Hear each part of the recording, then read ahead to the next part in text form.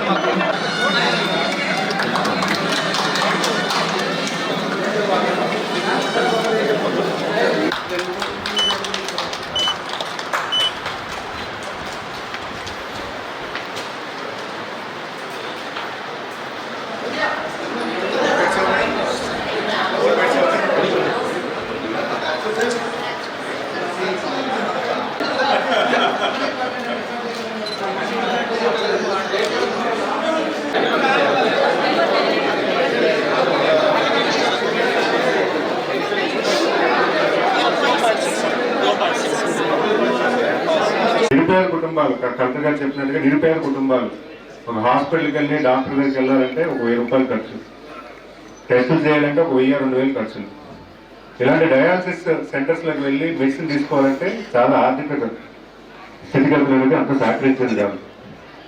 మరి ఈరోజు ఈ ప్రభుత్వం వచ్చిన తర్వాత 18 నెలల కాలంలో నాకు తెలుసు నా గజపతినగరం హాస్పిటల్ అయితే 50% పూర్తయింది. 18 పడకలతో హాస్పిటల్ రన్ చేస్తూ ఉంటే శీతాకాలంలో వర్షాకాలంలో ఇద్దరిద్దరు పడుకోబెట్టి కారిడార్లో బెడ్లు పెట్టి హాస్పిటల్ బయట పెట్టేసి ట్రీట్మెంట్ చేస్తున్నట్టు పైన ఉంది.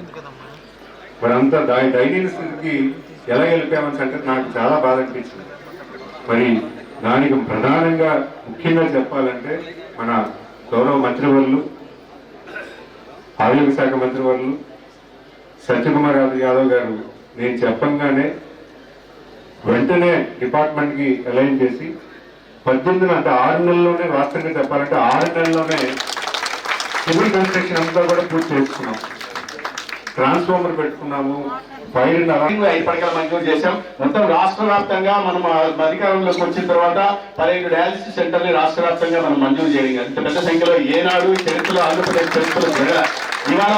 ఇవాళ రాష్ట్ర వ్యాప్తంగా 20,000 మంది డయాలసిస్ పేషెంట్లకి మనం ఉచితంగా వైద్య సేవలు అందిస్తున్నాం. ఈ ప్రధానమంత్రి నేషనల్ డయాలసిస్ ప్రోగ్రామ్ కింద 6,500 మందికి అందిస్తుంటే 14,000 మందికి మళ్ళా మనం ఎన్టీఆర్ వైద్య సేవ ద్వారా నెట్వర్క్ హాస్పిటల్లో కూడా ఉచితంగా అందిస్తున్నాం. ఒక్కొక్కరి మీద 20,000 రూపాయలని ఒక్కొక్క డయాలసిస్ పేషెంట్ మీద సంవత్సరానికి ఖర్చు పెడుతున్నాం. మళ్ళా 10,000 రూపాయల పెన్షన్ కూడా అందించి ఎవరు ఉద్యోగ ధర్మాన్ని మిగతా వాటికన్నా కష్టమైన ఇది మిగతా చోట మనకు కూడా ప్రజల్లో కూడా మార్పు రావాలి. ఆసుపత్రికి పోతారు వెంటనే పాపం ఒకే డాక్టర్ 5 మందిని చూడాల్సి వస్తుంది. ఈ లోపల ఓపుకుండకుండా ఇదో వేస్తుంటారు. ప్రజలు కాస్త డాక్టర్ల మీద ఒత్తిడి ఉంటుందని, మన నర్సింగ్ స్టాఫ్ మీద ఒత్తిడి ఉంటుందని, వాళ్ళకు కుటుంబాలని, వాళ్ళకి పిల్లలు ఉన్నాయని, వాళ్ళకు పిల్లలు తల్లిదండ్రులు ఉన్నాయనే విషయాన్ని అర్థం చేసుకుంటూ ఈ ప్రతికూలతల మధ్య కూడా పనిచేస్తున్న మా వైద్య సిబ్బంది కుటుంబం పట్ల కూడా కాస్త మీరు సానుకూలంగా వ్యవహరించాలని ఈ సందర్భంగా నేర్చుకుంటున్నాం. మీరు కలిసి పనిచేయాలా, మేము కలిసి పనిచేయాలా, మనం అందరం కలిసి పనిచేస్తేనే ఒక ఆరోగ్య ఆంధ్రప్రదేశ్ ను నిర్మించడానికి అవకాశం ఉంటుంది మిత్రులారా. ఈ రాష్ట్రంలో ఆరోగ్య వ్యవస్థ పటిష్టపరచడం కోసం పనిచేస్తున్న క్రమంలో ఈ ఏజెన్సీ ప్రాంతాల్లో అంటే వాళ్ళ 2 డయాలసిస్ సెంటర్లను మనం ప్రారంభోత్సవం చేస్తున్నాం.